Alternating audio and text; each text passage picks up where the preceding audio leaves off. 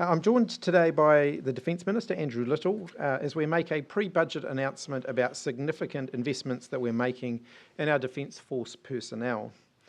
Budget 2023 will be a no-frills budget, with spending going to where it is needed the most. One group of New Zealanders whose wages have lagged behind are the dedicated women and men of our Defence Forces. It's unfair and it's leading to significant rates of attrition. It's also putting at risk our ability to make necessary deployments whilst also responding to events such as Cyclone Gabrielle. In the UK last week, I saw firsthand the esteem in which our NZDF personnel are held. It was humbling to meet with our trainers putting in 100-hour weeks to ensure the Ukrainian armed forces have the skills necessary to defend their homeland against Russian aggression. I can tell you from the conversations with counterparts that our Defence Force personnel are held in the highest regard globally and that their contribution in support of Ukraine is making a difference. Our soldiers, sailors and members of our Air Force also play a vitally important role in supporting us domestically during times of crisis.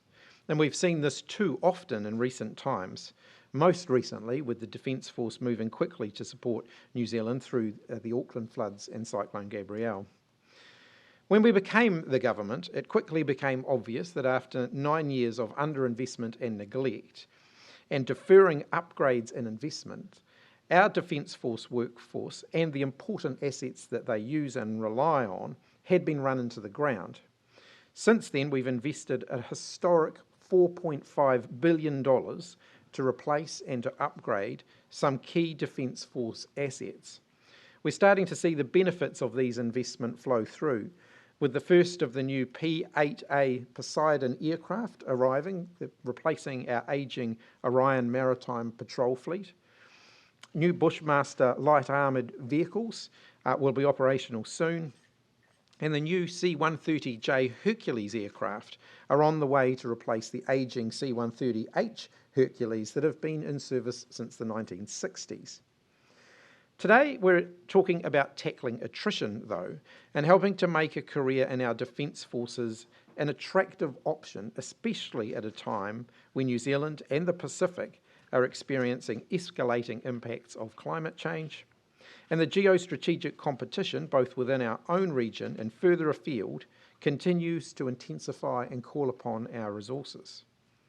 Today I can announce that we're setting aside over $400 million in the budget to deliver the largest pay increase to our hard-working Defence Force personnel in decades.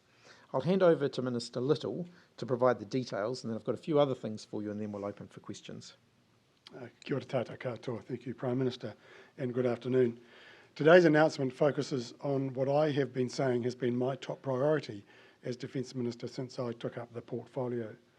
It's in response to key concerns raised with me by personnel throughout the ranks who I've met with or heard from right across the country. It's clear that rates of pay in our Defence Force have fallen behind rates payable for comparable roles outside the military. Enlisted personnel aren't subject to the Employment Relations Act. They can't join a union and they can't go on strike. But we know Kiwis expect them to be there when we need them most. The $419 million payroll boost over 4 years will mean many NZDF personnel, particularly recruits and skilled lower-ranked service people, will receive a salary increase of between $4,000 and $15,000 a year. It means 90% of NZDF personnel will be paid at or close to market rates for their skills. This is, as the Prime Minister said, the largest investment in remuneration for NZDF personnel in a decade. We have a moral obligation to ensure our soldiers, sailors and aviators are paid fairly for the critical work that they do on behalf of all New Zealanders. This is a responsibility that this government takes seriously. Just as we've increased wages for police, corrections officers and nurses, it's important our defence personnel who work hard on behalf of the country, often away from their families and in tough conditions, are paid fairly for what they do. The pay rises resulting from this announcement will come into effect from 1 July this year, and this government expects this will go a long way to address attrition and continue to make defence a career of choice. Today's announcement also includes $328 million for defence projects, including upgraded aviation fuelling facilities at Ohakea and world-class communications to our frigates and new Bushmaster protected mobility vehicles. Budget 2023 invests more than $85 million to improve defence housing, with up to 50 new houses at Waiouru and a renovation pilot for 13 properties in Burnham, Linton and Ohakea. The quality and condition of defence housing has been left to run down, and this investment will start to remedy this. It's the first in a long number of steps.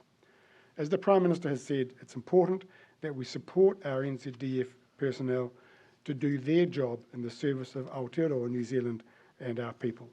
Prime Minister. Thank you.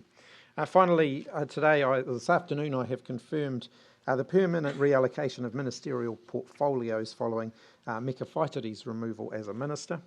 Kieran McAnulty will become the lead minister for cyclone recovery in the Hawke's Bay, in addition to covering the Wairarapa area. Rachel Brooking will become the new Minister for Food Safety. Penny Henare will become the Minister for Veterans. Joe Luxton will be made a minister outside of Cabinet, holding the portfolios of Minister of Customs and Associate Minister of Agriculture and Associate Minister of Education. And finally, at her request, Nanaia Mahuta's responsibilities as a regional lead for cyclone recovery will be transferred to Michael Wood.